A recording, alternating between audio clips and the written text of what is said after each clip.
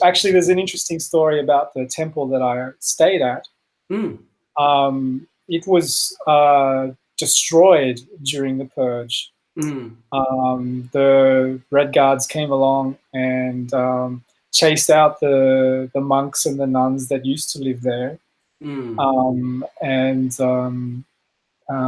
basically knocked it down into a ruin. And famously, there was one nun who hid from them, and then when they were gone, came back and lived in the ruins for decades, continuing to do her practices and whatever. And then the abbot that was there when I visited, he was an old man then, and this was a long time ago, more than 10 years ago now, so I'm not sure if he's passed on now or not. But anyway, he had come from some other province as a well-established monk, old man already, and he came to. He was sent to rescue her from these ruins and say, "Hey, come! You're old now. Come and live with a community where we can look after you." Wow! But she refused to leave, so he ended up staying and finding a way to get the funds and everything to rebuild the temple. And then, and then he rebuilt the temple basically. And then she transferred. She did the transmission to the next. Yeah. So when I was there were a bunch of new young monks there training with him. But she had passed away by then. She, there was a shrine to her there, and she was buried there at the site. But he was still there, and there was a whole bunch of young monks there training up, staying at the temple. It was still a very small temple. A couple of the sort of original buildings were still there, but there you can tell that they've been significantly renovated and repaired and restored. And the main hall was fairly new, new, relatively new. Like it was pretty old already, but compared to the site, compared to some of the older ruins and stuff, very new. So but he was there and he rebuilt the temple. Cool. So what were one of the key learnings you learned from your time there in that little Pure Lands temple?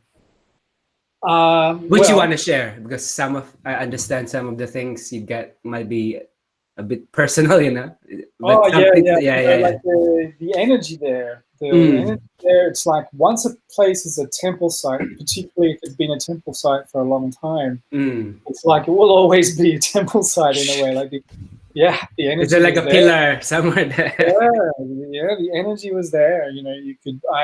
I could feel the quality of presence there that felt very connected to the tradition, and you could sit in the main hall or the one at the back, which is traditionally in any Chinese temple dedicated to Ēmítuófó, or Amitabha, and you could get a sense of the very particular quality of connection and lineage there.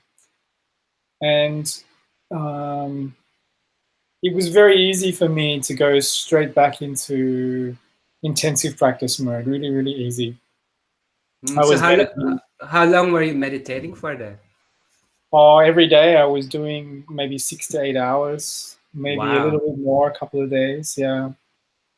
For how long periods? 5 days, 7 days, something like this. For a week I was there the first time. A week of 8-hour meditation daily. Wow.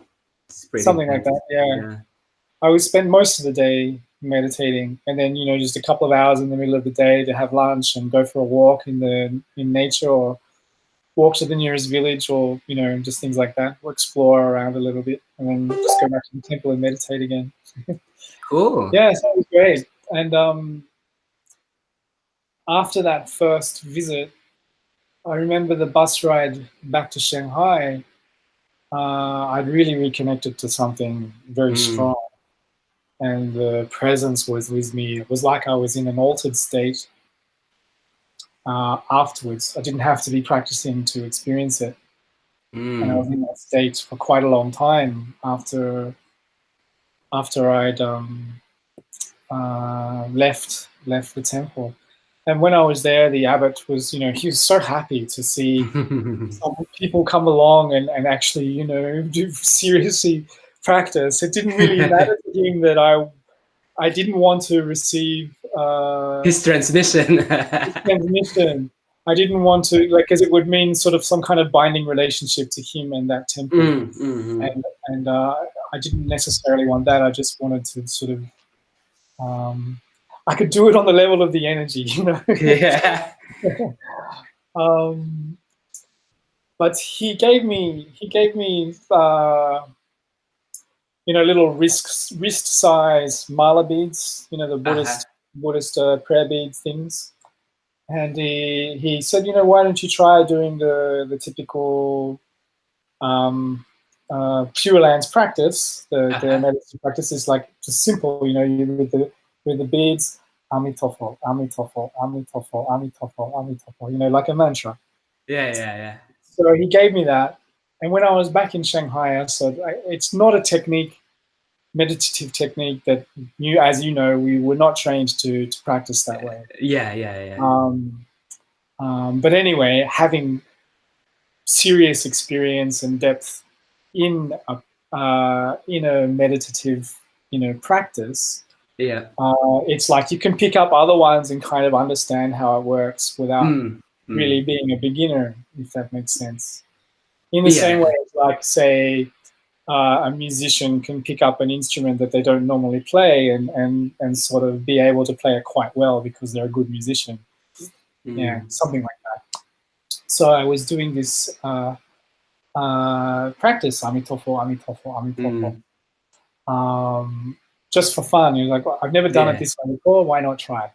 And I really started doing it so much that I was doing it, when I was at modeling jobs, I'd be doing waiting for the shoot, waiting for the makeup artist. Even when I was shooting, without the beads, I could even be in a conversation with people, and in the background, in my mind, just Ēmítuófó, Ēmítuófó. That is so cool.